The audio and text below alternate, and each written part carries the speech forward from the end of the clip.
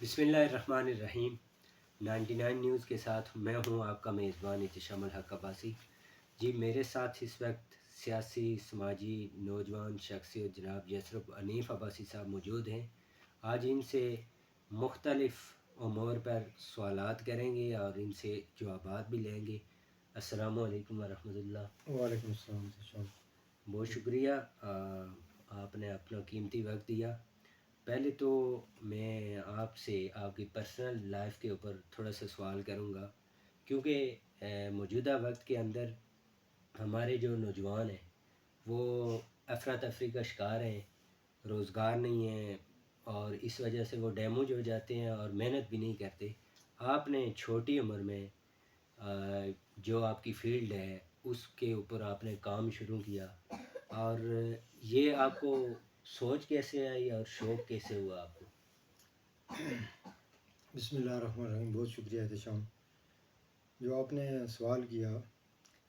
یہ جب ہم اسکول میں پڑھتے تھے تو چونکہ یہ ہمارے گھر کا سمجھے آپ کے، ہمارے چاچا جو ہے ان کا تعلق جو ہے اسی فیلڈ سے تھا، تو وہ جب گھر پہ آتے تھے تو ایسی باتیں کرتے تھے، تو ہمارے ذہن میں بھی یہ چیز بلڈ ہونا شروع ہو گئی کہ بھائی یہ کوئی اچھا کام ہے۔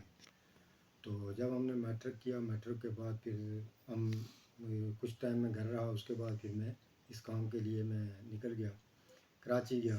یہ 93 کی بات ہے جب میں کراچی گیا، تو اس وقت کراچی جا کے میں نے ہیلپری شروع کی۔ ہیلپری سے جو ہے میں پھر وہاں یہ کام مکمل سیکھا۔ سیکھنے کے بعد پھر جو ہے میں کراچی میں مختلف جگہوں پہ میں نے کام کیا۔ اس کے بعد پھر میں نے ٹیکسلا میں کام کیا، پھر میں نے لاہور میں کام کیا، اس طرح مختلف جگہوں پہ کام کرتے رہے۔ اس کے بعد 96 میں میں نے جس کمپنی میں اس وقت میں موجود ہوں اس کے ساتھ میں منسلک ہو گیا، اور وہاں سے اس طرح یہ کام شروع ہوا۔ پھر دوسری بات آپ نے کی نوجوانوں کی، تو بات یہ ہے کہ ہر نوجوان کو یہ ہے کہ ہر نوجوان کا یہ اپنا ایک اسٹیٹس ہوتا ہے، اپنی ایک سوچ ہوتی ہے۔ ہر نوجوان کو چاہیے کہ وہ اپنی بہتر مستقبل کے لیے اپنی سوچ کو بلڈ کرے۔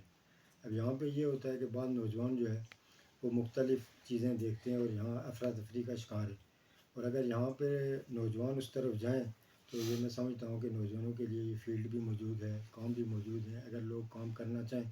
اس وقت چونکہ یہ ٹیکنیکل ادارے بہت کم تھے، تو آج کل تو ٹیکنیکل ادارے بھی ہیں، لوگ وہاں جا کے کام سیکھتے ہیں۔ ہم نے جو ہے بعض واسطہ ہیلپر رہ کر یہ کام سیکھا، اور آج کافی ٹائم سے 30-32 سال سے میں اس کام سے منسلک ہوں۔ آپ 30-32 سال سے اس کام سے منسلک ہیں۔ آپ کون سے سن میں پہلے باہر ملک میں گئے ہیں اور کون کون سے ملکوں میں آپ گئے ہیں؟ میں سب سے پہلے 1998 میں میں دبئی گیا۔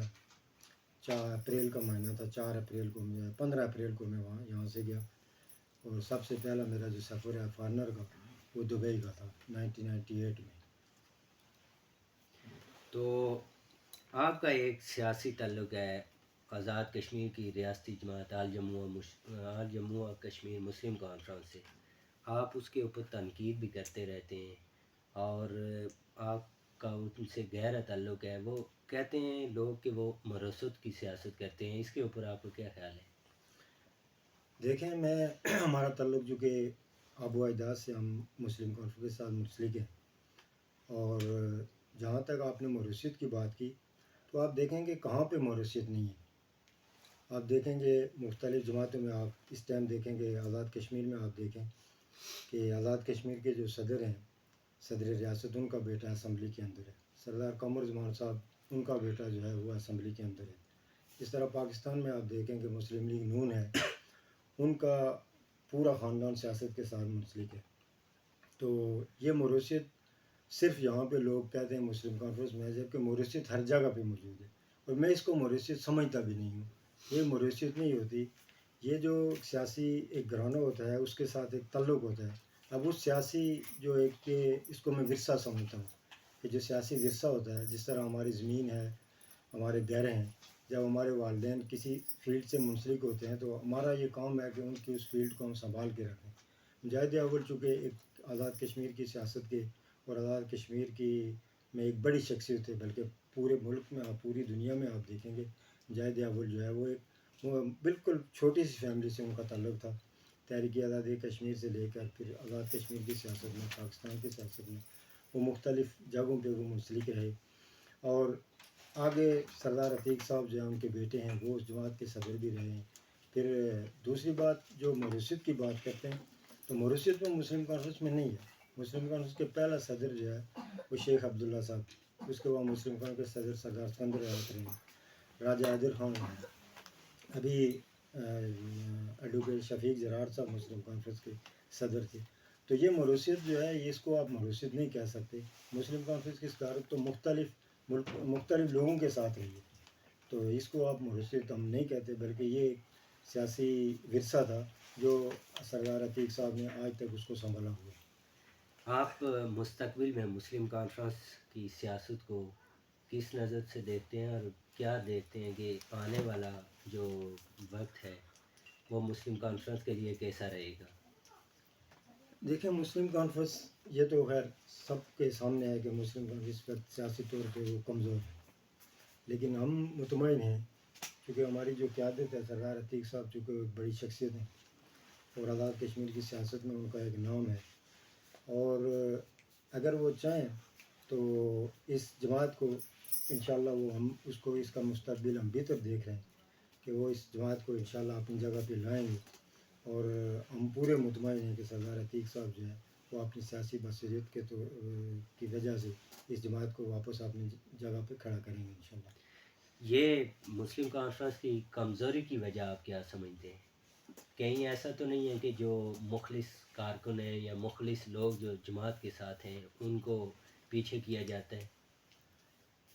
دیکھیں جماعتیں ہیں چونکہ یہ مسلم کانفرنس کے ساتھ یہ پہلی دفعہ نہیں ہوا، اس سے پہلے بھی مسلم کانفرنس کے ساتھ مسلم کانفرنس چونکہ جب سے مسلم کانفرنس وجود میں آئی تو مسلم کانفرنس کمزور ہوتی تھی اور مختلف مقام پر مختلف جگہوں میں مسلم کانفرنس اس کو کمزور کرنے کی کوشش کی گئی. اس کی وجہ یہ ہے کہ آپ اس کشمیر کو آپ دیکھیں کہ یہ چونکہ تحریک آزادی کشمیر کا جو ہے نا اس کی جو پوری جو سسٹم ہے وہ مسلم کانفرنس کے ساتھ منسلک ہے، اور مسلم کانفرنس کو کمزور کرنے کی اصل وجہ جو ہے وہ یہی ہے کہ جو تقسیم کشمیر کا ایجنڈا آپ سن رہے ہیں اس میں سب سے بڑی رکاوٹ جو ہے وہ مسلم کانفرنس، اور مسلم کانفرنس کو جو ہے وہ جان بوجھ کر ایک کارنر کرنے کی کوشش کر رہے ہیں. اور پچھلے عرصے میں آپ نے دیکھا ہوگا کہ اس کا پورا ایجنڈا تیار ہو گیا تھا، اس کی راستے میں جو ہے وہ رکاوٹ صرف سردار عتیق صاحب بنے، اور اس کے ٹوٹنے کی وجہ وہ بھی یہی تھی کہ لوگوں کا جو ہے وہ اپنے مفاد ہوتے ہیں،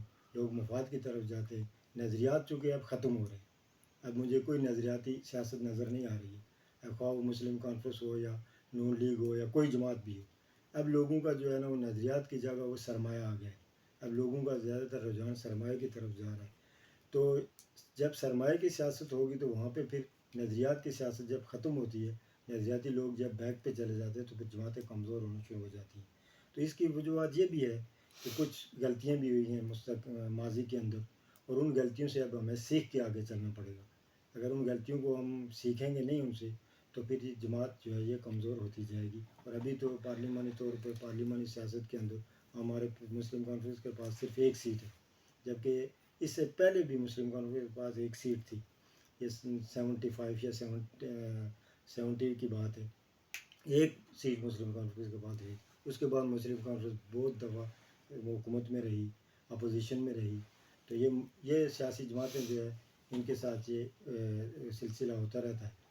اس میں کوئی بڑی کوئی خطرے والی بات نہیں ہے. انشاءاللہ ہم سمجھتے ہیں کہ مسلم کانفرنس ان کا مستقبل جو ہے وہ کیا روشن ہے. آپ کی وابستگی مسلم کانفرنس کے ساتھ ہی رہے گی یا آنے والے وقت میں کہیں دوسری کسی جماعت کے ساتھ؟ فی الوقت تو ہمارا تعلق جو ہے وہ مسلم کانفرنس سے ہے، چونکہ سیاست کے اندر چونکہ یہ اتراؤ چڑھاؤ لگا رہتا ہے، جو لوگ جماعتیں چھوڑتے بھی ہیں آتے بھی ہیں. تو فی الوقت تو ہمارا کوئی ارادہ نہیں ہے، لیکن مستقبل کے لیے کچھ کہا نہیں جا سکتا، کچھ فیصلہ ہو بھی سکتا ہے.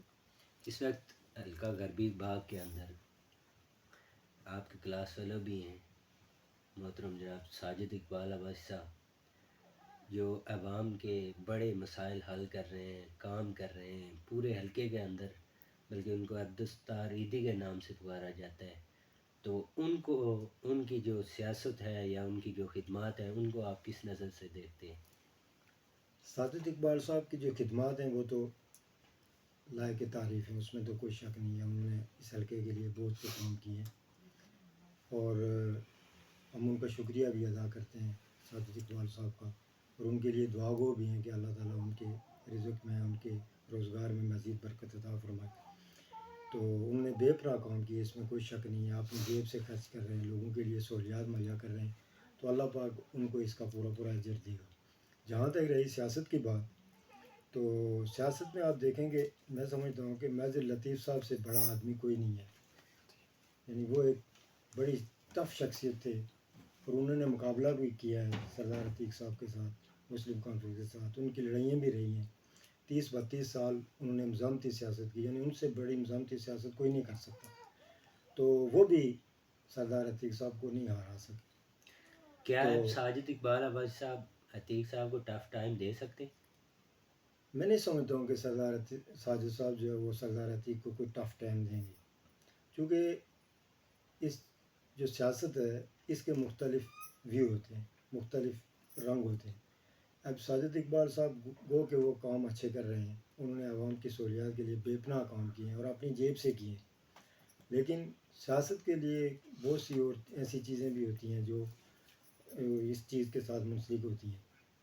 ایک تو جو تنقیدی سیاست ہے، ابھی اس کا تنقید جو ہے وہ بالکل ہونی چاہیے، تعمیری ہونی چاہیے، لیکن اکثر اوقات میں نے دیکھا ہے کہ ساجد اقبال صاحب کے جو پروگرام ہوتے ہیں اور وہاں پہ جو مقررین ہوتے ہیں، ان کا ٹارگٹ صرف اور صرف مسلم کانفرنس اور غازی آباد ہوتا ہے۔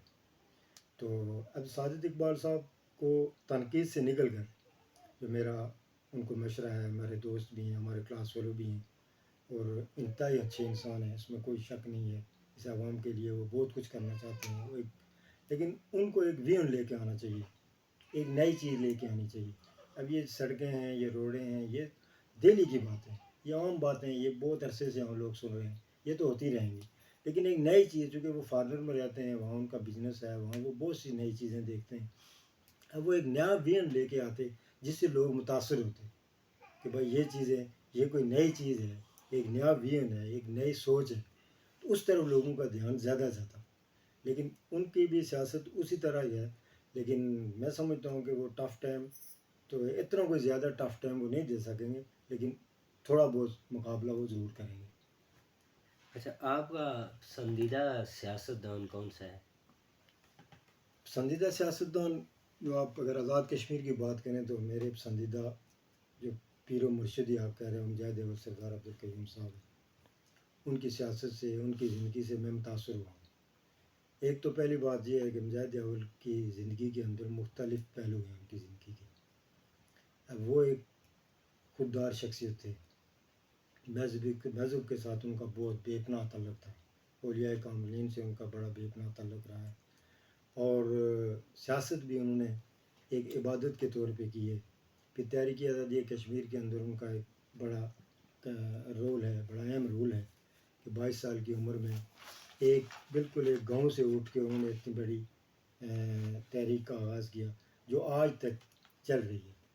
تو مجاہد اول جو ہے وہ ہماری آزاد کشمیر کی سیاست کے یا پاکستان کی سیاست میں آپ دیکھیں تو میری جو پسندیدہ شخصیت ہیں وہ مجاہد اول سردار عبدالقیوم خان صاحب ہیں۔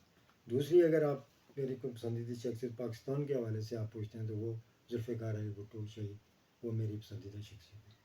اچھا، ہمارے معاشرے میں آپ نے بھی دیکھا ہوگا کہ پہلے تو صرف سوشل میڈیا کے اوپر، اب ہمارے گھروں میں بھی اور اوورال کوئی جس طرح کا بھی پروگرام ہو، علماء اکرام کو بہت ڈسکس کیا جاتا ہے اور ان کے اوپر تنقید کی جاتی ہے، چاہے جس مسلک سے ہو، تو اس کے اوپر آپ کا نقطۂ نظر کیا ہے؟ دیکھیں میرے لیے سارے مکاتب فکر کے علماء اکرام صاحب احترام ہیں، قابل احترام ہیں، اور میں احترام بھی کرتا ہوں۔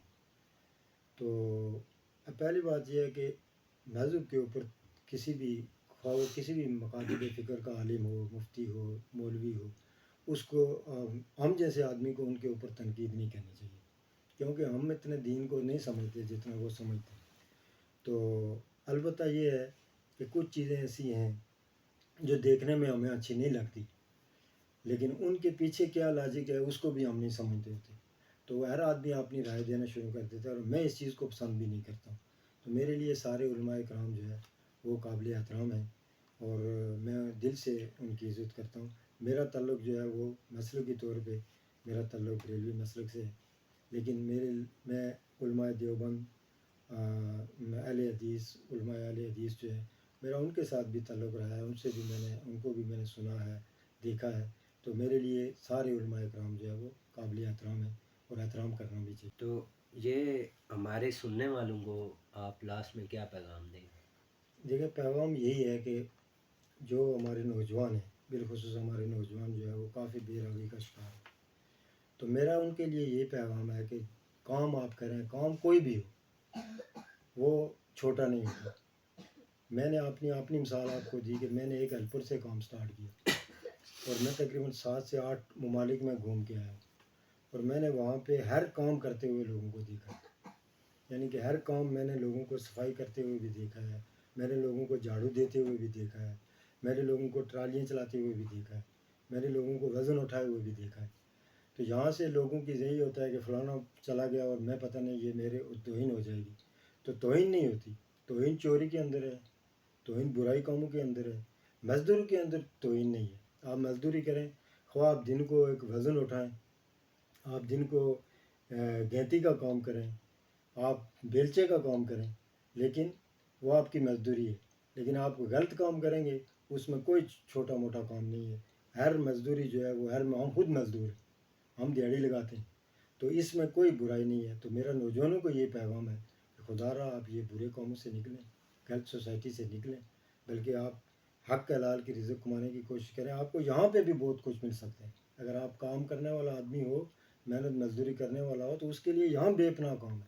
یہاں آپ کے سامنے کتنے لوگ ہیں جن کو ٹائم ہی نہیں ہوتا، لوگ ان کے پیچھے پڑے ہوتے ہیں کہ ادھر آ جاؤ، ادھر آ جاؤ.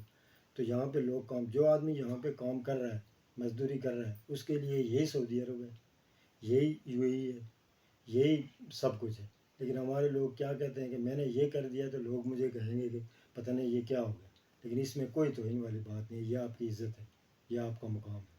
بالکل ایسا ہی ہے. یہاں بھی کچھ نوجوان ایسے ہیں کہ جو دن کی 5,000 کی، 8,000 کی، 4,000 کی، 3,000 کی بھی دیہڑی لگاتے ہیں، اپنی محنت کرتے ہیں، مزدوری کرتے ہیں. یہ نہیں سوچتے کہ ہمیں فلان دیکھ کے یہ کہہ دے گا، یہ کہہ دے گا. ہمارا اکثر جو نوجوان ہے وہ ضائع اسی لیے ہوتا ہے کہ اس کو شرم آتی ہے کام کرنے میں، اور اس کو تنقید کی نشانہ بنایا جاتا ہے. بہت شکریہ، آپ نے اپنا قیمتی وقت دیا. بہت شکریہ احتشام، آپ کا بھی شکریہ، اور آپ کو مبارکباد بھی دیتے ہیں کہ آپ نے یہ کام، آپ اس میڈیا سے آپ منسلک ہیں، اور علاقے کے چھوٹے موٹے مسائل جو ہے وہ اجاگر کر رہے ہیں. تو اس میں آپ مزید محنت کریں، اللہ پاک آپ کو مزید ترقی دے. بہت شکریہ، مہربانی. احتشام الحق عباسی کو اجازت دیجیے. اللہ حافظ.